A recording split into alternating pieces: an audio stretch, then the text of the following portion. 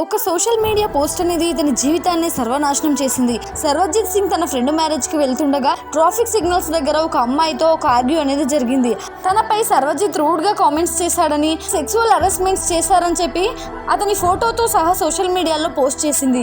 దీంతో celebrities, politicians and Indian news channels and ప్రతి ఒక్కరు కూడా ఆ అమ్మాయికి సపోర్ట్ చేశారు.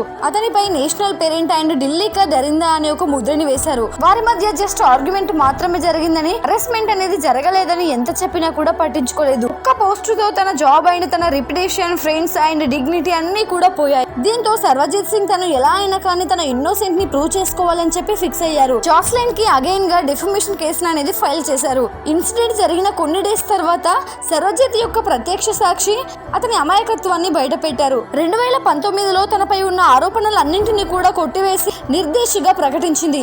ఈ ఇన్సిడెంట్ విన్నాక మీరు ఏమనుకుంటున్నారో కామెంట్ చేసి వీడియో లైక్ చేసి షేర్ చేయండి.